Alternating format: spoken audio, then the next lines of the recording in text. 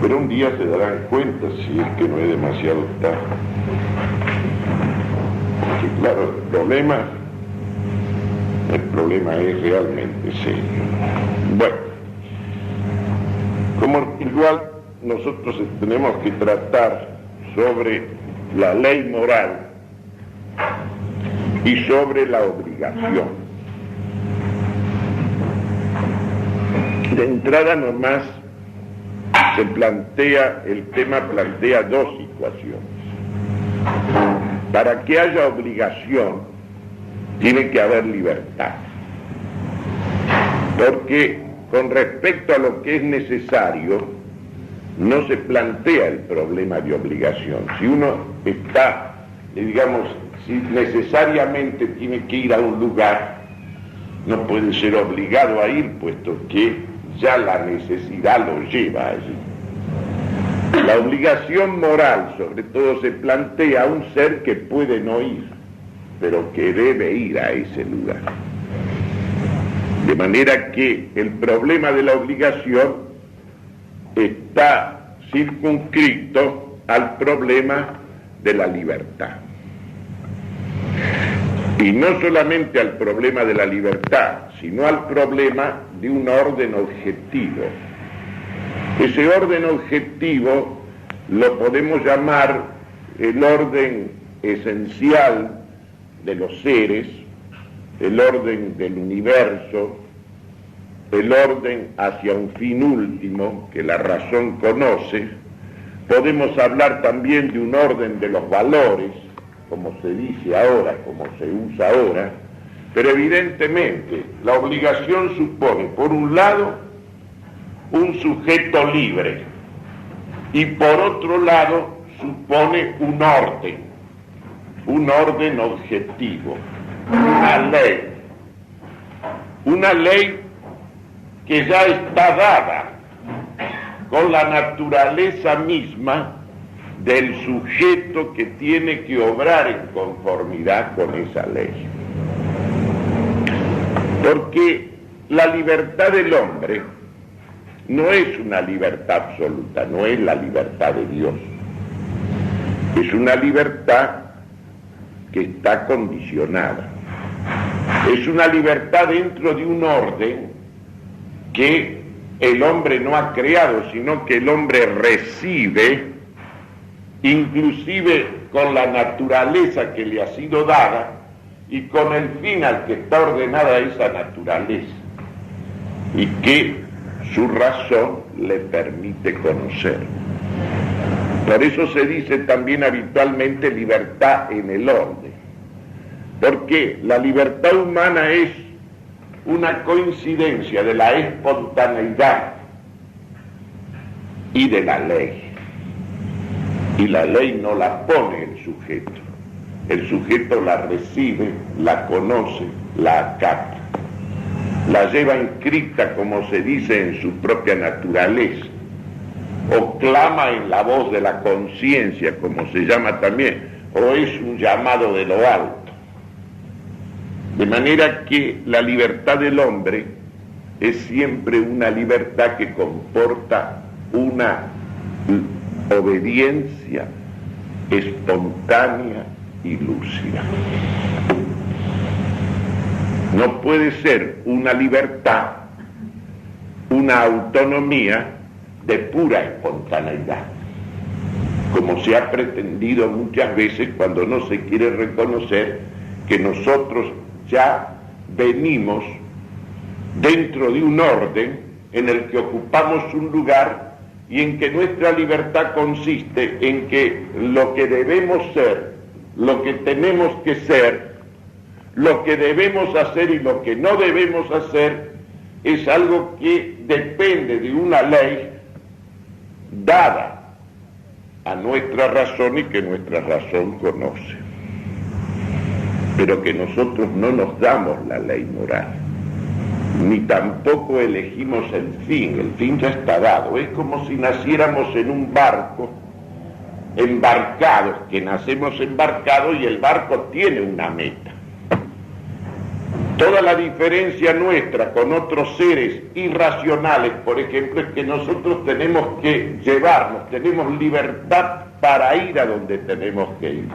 Tenemos que llevar nosotros ese barco, empuñar el timón de nuestra vida o de la vida de la comunidad para conducir el barco a su meta, a su puerto. Y podemos no llevarlo.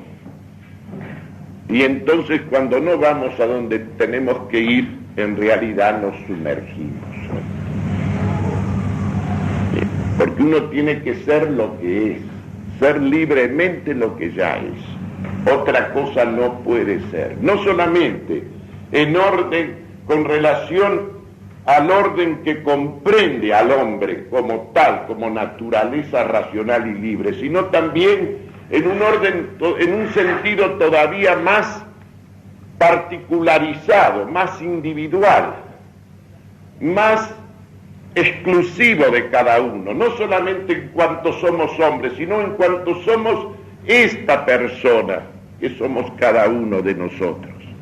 Hay una vocación en nosotros que la da Dios, que no la elegimos.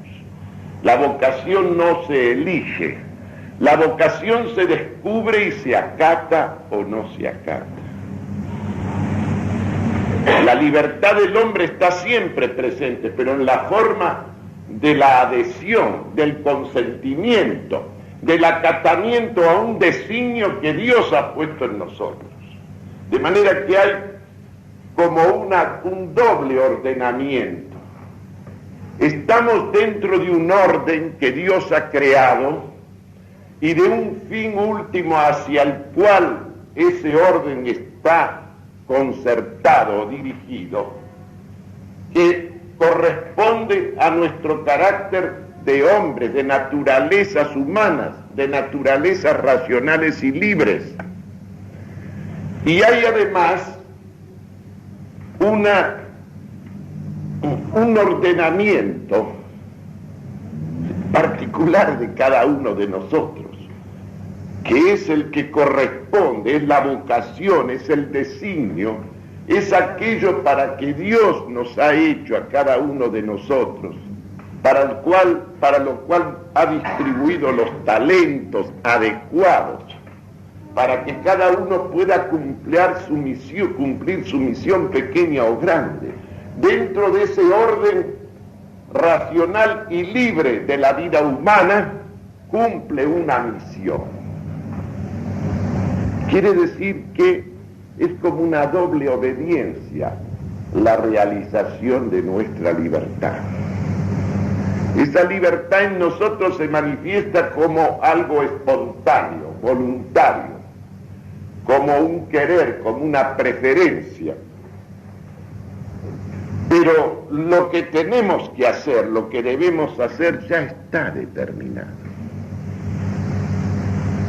Es como un llamado de lo alto.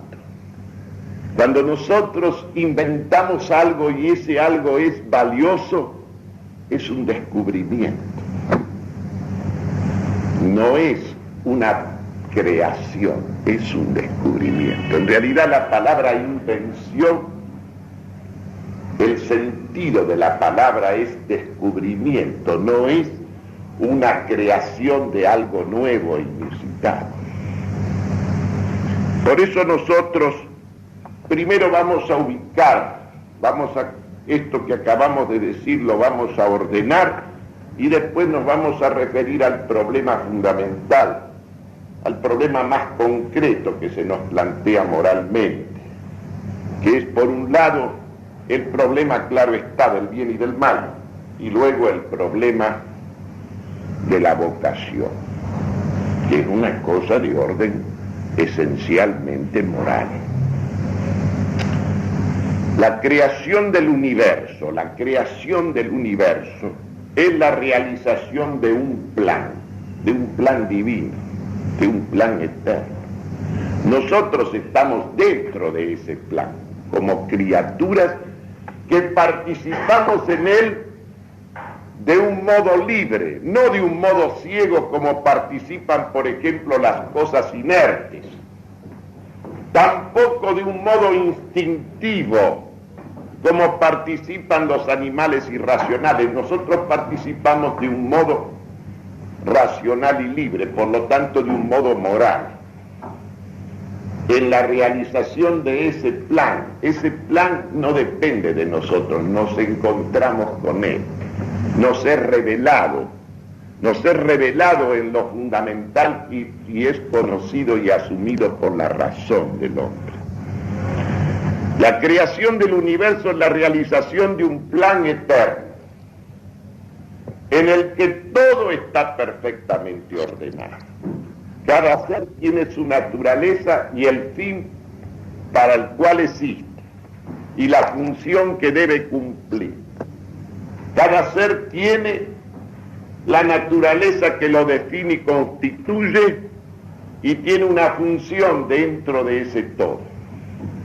Y lo que corresponde es que cada ser dé la nota justa en ese concierto universal. Y cuando se trata de un ser libre, podríamos decir, como el hombre, que Dios espera que cada uno de nosotros dé la nota justa, la nota que Dios espera de cada uno de nosotros, porque para Dios no hay ningún anónimo, por insignificante que pueda parecer una personalidad o un destino. Si todo está perfectamente ordenado, quiere decir que hay una ley, eterna, como es ese mismo pensamiento divino del cual procede, inmutable como es esa misma sabiduría de Dios en que esa ley consiste. Y esa ley preside ese universo, este universo creado, la preside esa ley eterna que es el mismo Dios y su divina providencia. Y esa divina providencia conduce a cada ser al fin exigido por su naturaleza y por la función que tiene dentro del todo. Ahora bien, en el hombre, esa ley natural, que es reflejo de esa ley eterna, de esa ley divina, no es ni una ley ciega y mecánica como es en los seres y fuerzas de la naturaleza inanimada, no es tampoco una ley instintiva como es en los vivientes irracionales, en los animales especialmente. Es una ley moral. Y es una ley moral, esa ley que es como un reflejo en nosotros de la ley eterna, de la ley que preside todo el ordenamiento total del universo, porque nosotros hemos sido creados como naturalezas racionales y libres. Nosotros colaboramos en ese plan eterno. Esa ley moral significa que nosotros conocemos esa ley, podemos conocer y debemos conocer lo que debemos obrar y lo que debemos omitir para lograr ese fin, y debemos conducirnos allí en vez de ser llevados por la ley del instinto o de ser llevados mecánicamente como acontece con los seres inanimados. En consecuencia, la ley del hombre no es ni mecánica ni instintiva, es una ley moral, obliga a la voluntad. Y vuelvo a repetir, solamente hay obligación para un ser moral, para un ser libre. No puede ser obligado nadie que no pueda desacatar, que no tenga libertad para elegir el pro o el contra, para rehusarse a ir a donde debe ir. ¿Qué sentido tendría que estás obligado a cumplir este orden o este deber si uno fuera un ser que es llevado por la ley de su instinto? Por lo mismo que somos seres que nos llevamos, por eso mismo tenemos obligación. Y por eso mismo la ley natural a nosotros se nos plantea como una obligación moral. ¿Y qué es lo que podemos elegir? La ley no, la ley ya está. Podemos elegir sí los medios. Podemos elegir el camino para llegar a la meta ya está. La libertad, el libre albedrío se ejercita sobre los medios en vista del fin. Salvo los casos, y podemos llegar en el uso o abuso o mal uso de nuestra libertad a pervertir ese orden y poner precisamente el fin en función de los medios, como asistimos en el día de hoy en todas estas manifestaciones del terror, del terrorismo. Hay un fondo de nihilismo en todo esto.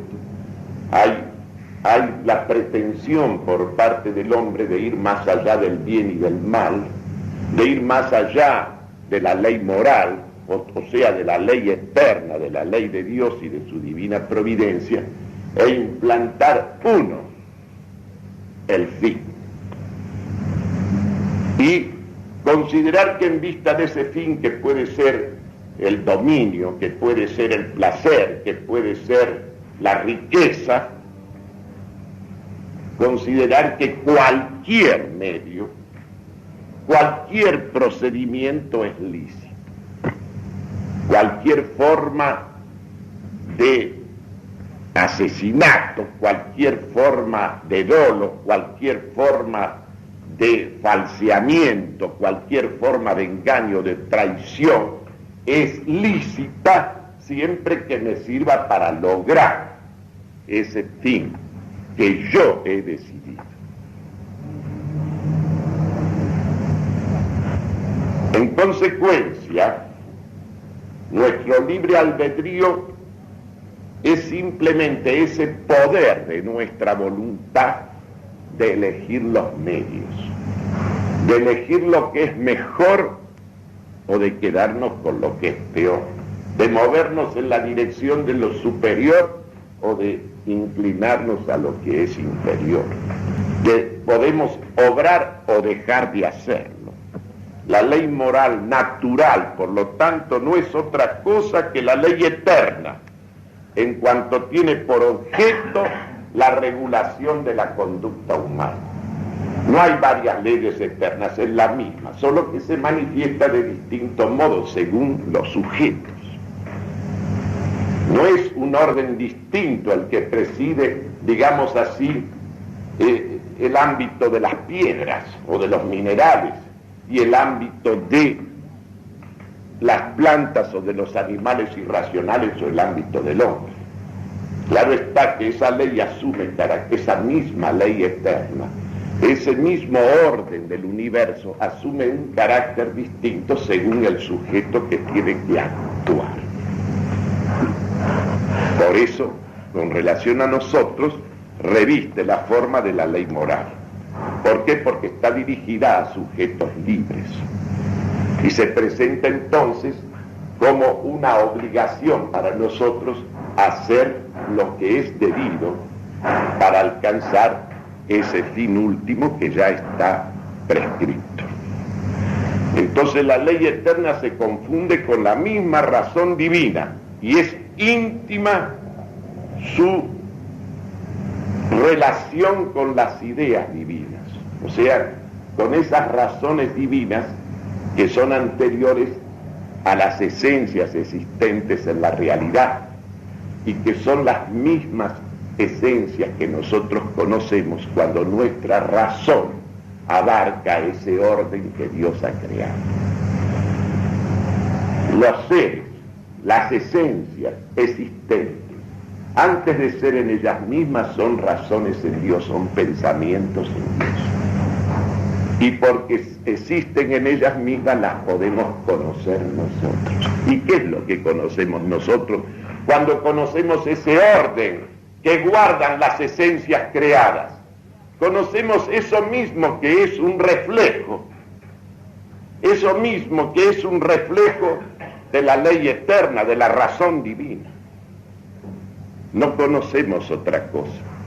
En realidad el ordenamiento, el libre ordenamiento de nuestra vida es conformar nuestra conducta al orden esencial de la realidad que nuestra razón conoce.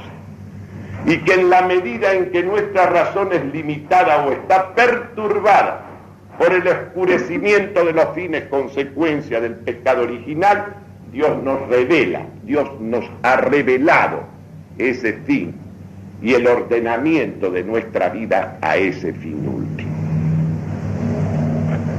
En consecuencia, si nosotros decimos, como se dice habitualmente, que la ley eterna está inscrita en la razón humana, eso ha de entenderse en qué forma. Simplemente que la razón humana, por ser una razón hecha para la verdad, cuando conoce por razón y por fe, cuando conoce, lo que ella capta, lo que ella aprende, lo que ella descubre, lo que ella ilumina, es ese orden de las esencias creadas y la conversión de todas ellas hacia un fin último. Y entonces el hombre está para ajustar su conducta a ese orden, conformar libremente su conducta a ese orden. Ahora, ¿qué ocurre?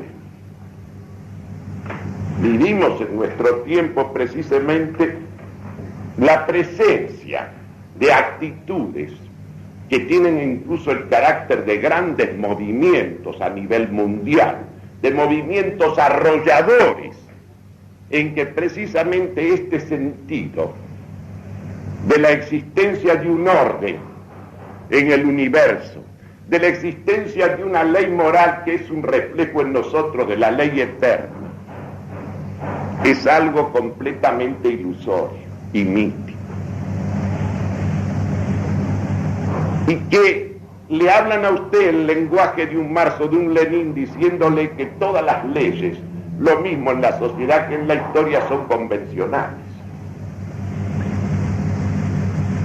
Como cuando a usted le dicen que todas las verdades son relativas.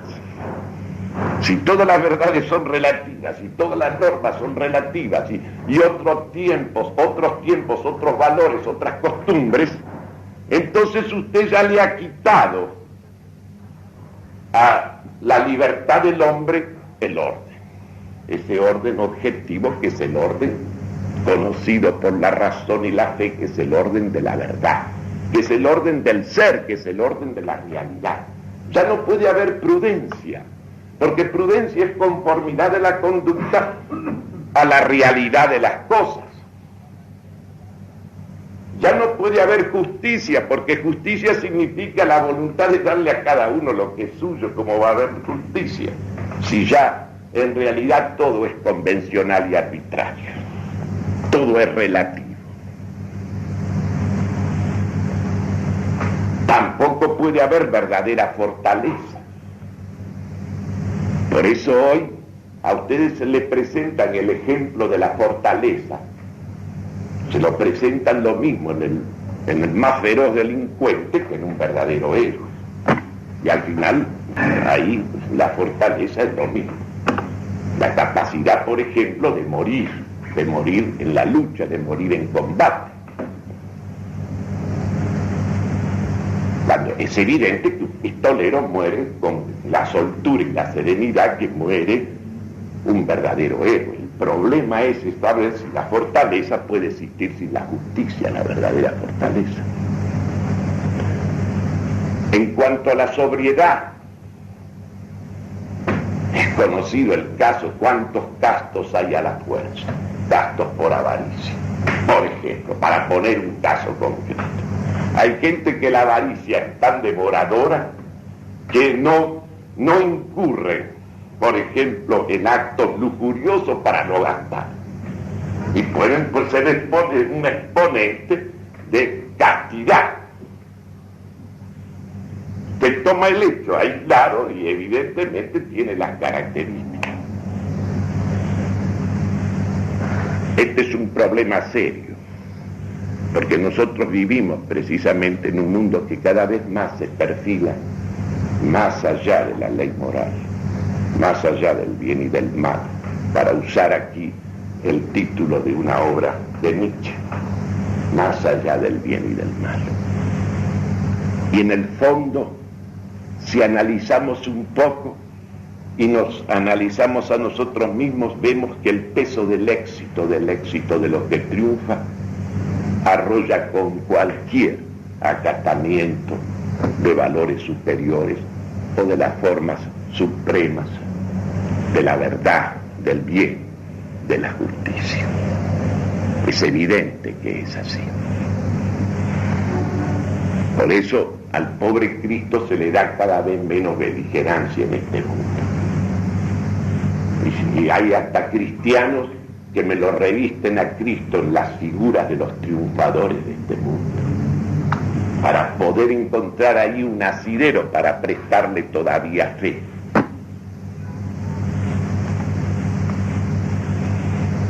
Esto en cuanto al ordenamiento libre, espontáneo, lúcido, reflexivo a la vez de la conducta humana, cuando esa conducta se adecúa libremente al orden y se mueve libremente en la dirección de ese fin último para el cual hemos sido creados.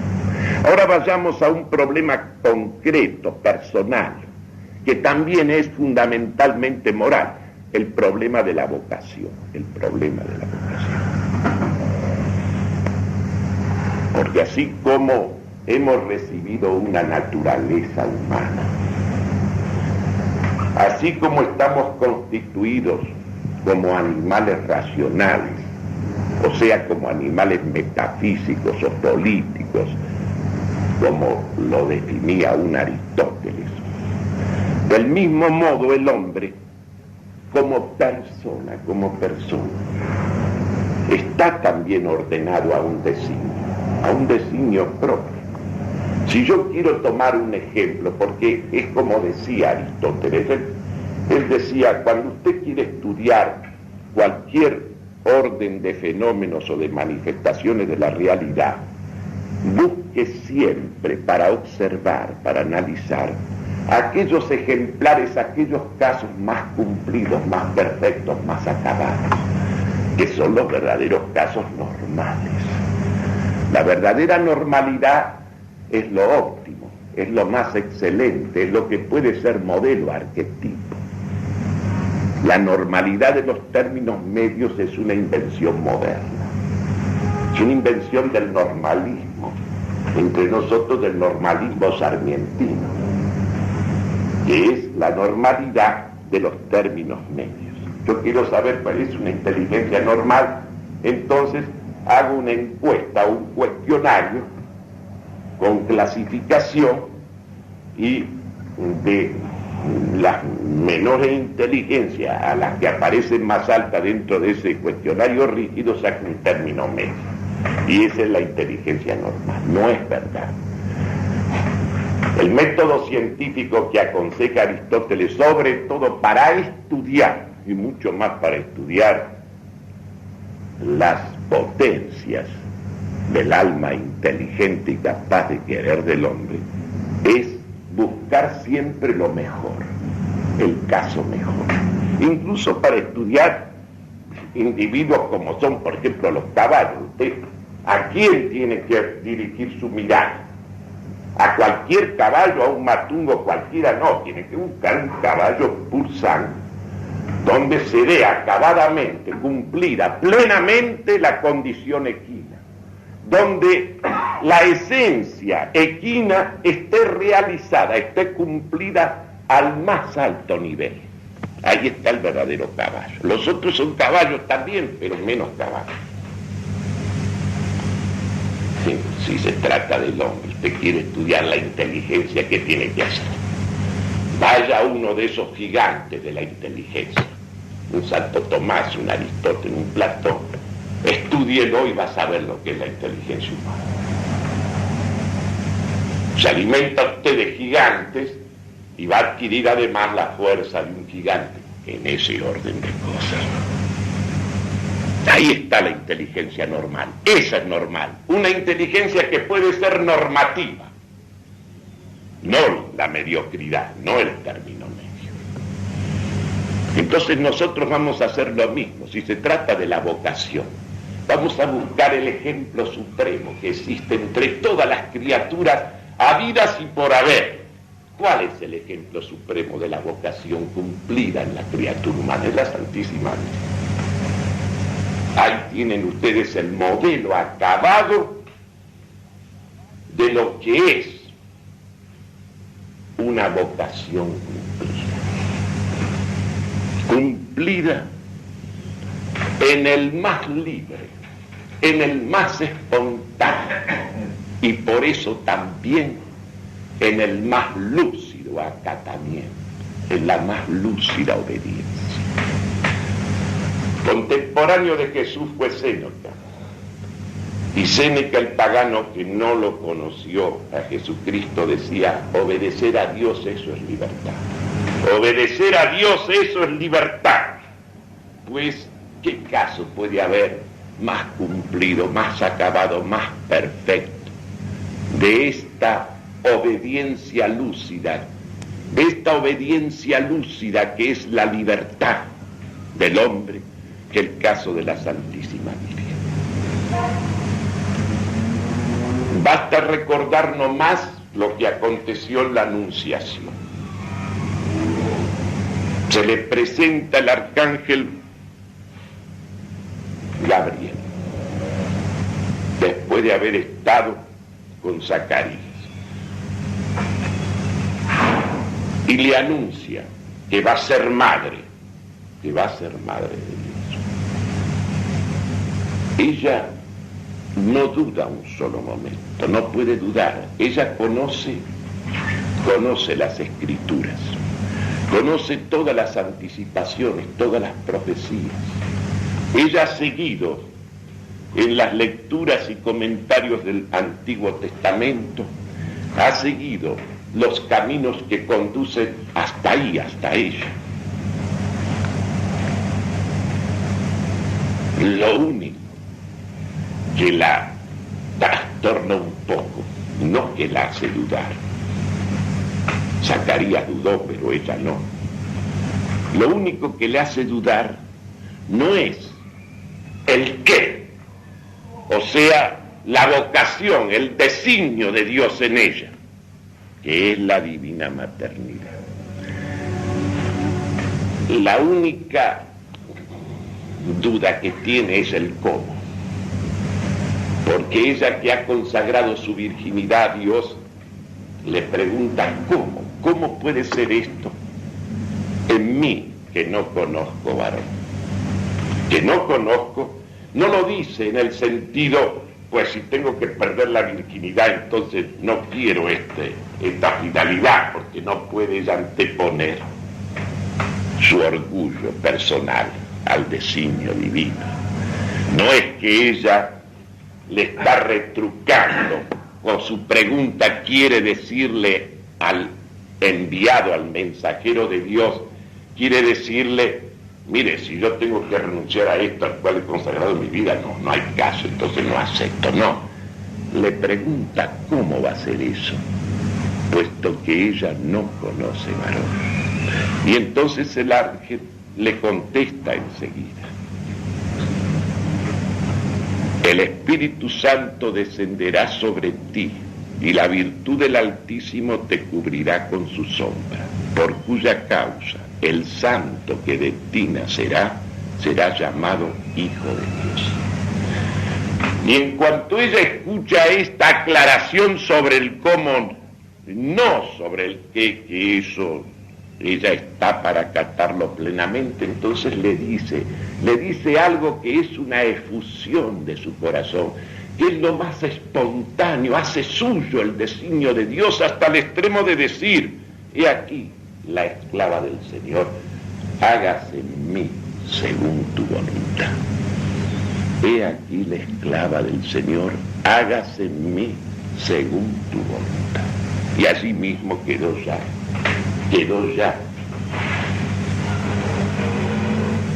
Ella quedó engendrada en ella el Hijo de Dios.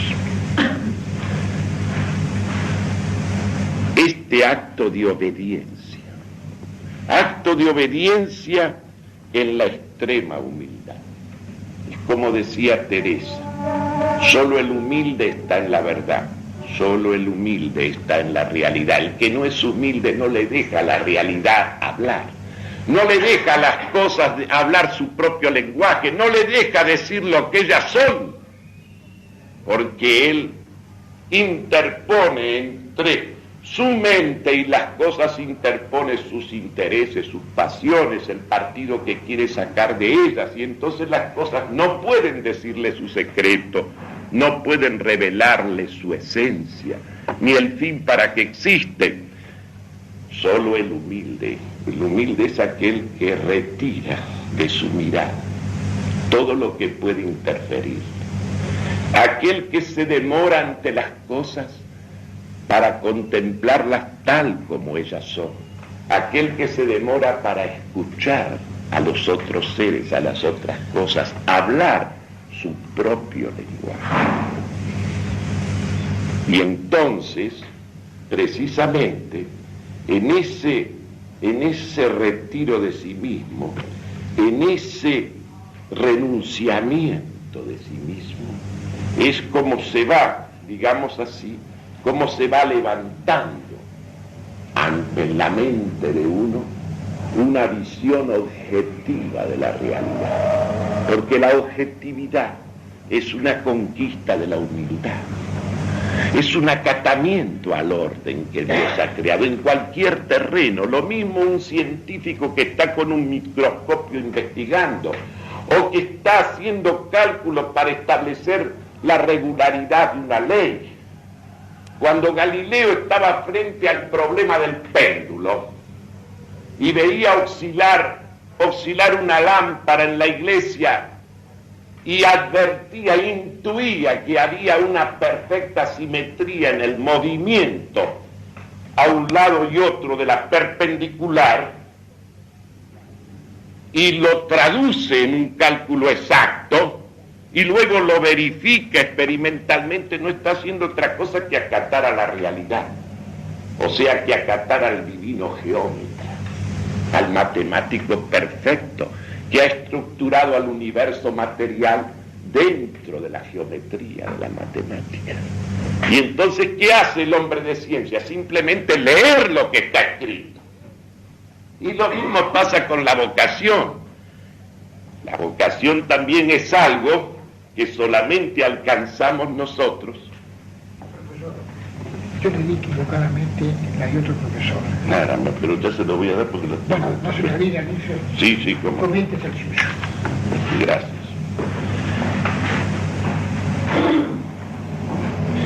En consecuencia, ustedes fíjense bien que la objetividad de la inteligencia consiste siempre en una obediencia a la realidad.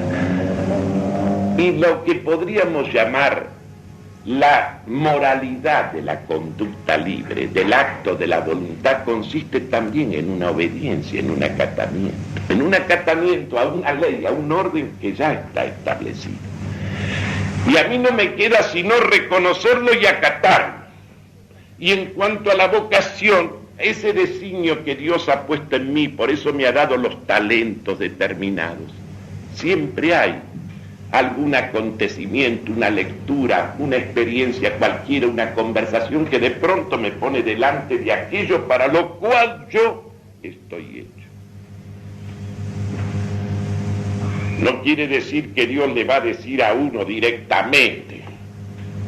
No se va a emplear siempre, como en el caso de la Virgen, no va a mandar él a un arcángel para comunicarle a cada uno su misión. En el caso de la Santísima Virgen era nada menos que la misión más alta que puede tener una criatura. Ninguna criatura tendrá nunca una misión como la de la Santísima Virgen, que le permite participar en una proximidad que no tiene ninguna ni puede tener ninguna otra criatura de todo aquello que es precisamente ese plan de la divina providencia.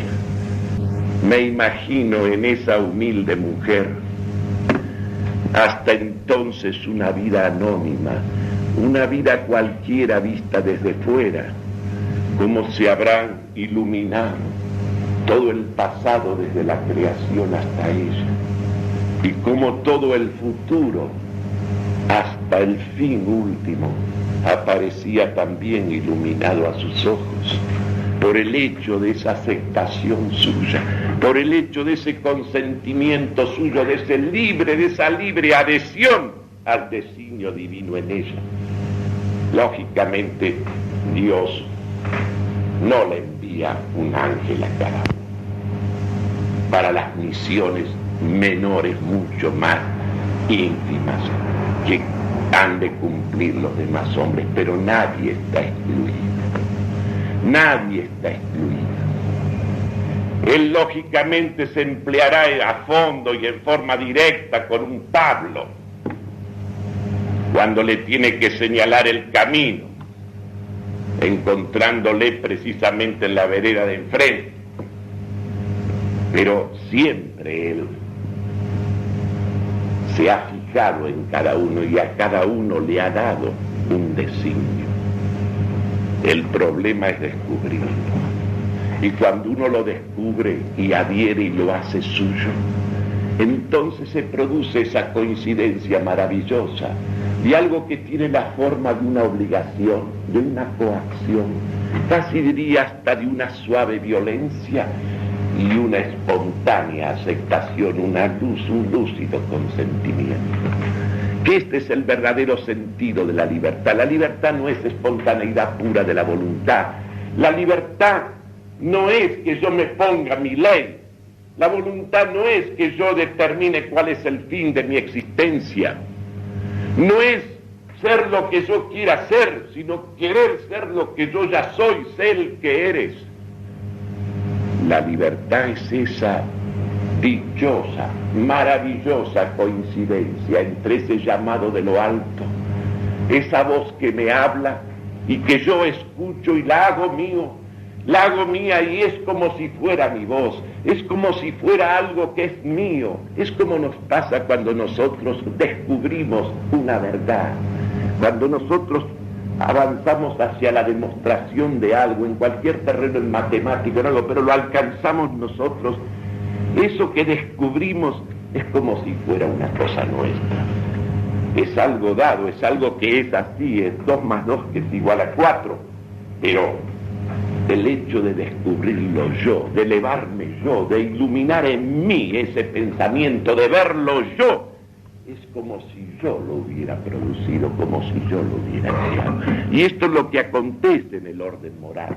Y esto es lo que acontece en el orden de la vocación. Cuando yo he descubierto aquello que Dios espera de mí, aquella vocación mía, aquel designio de Él en mí,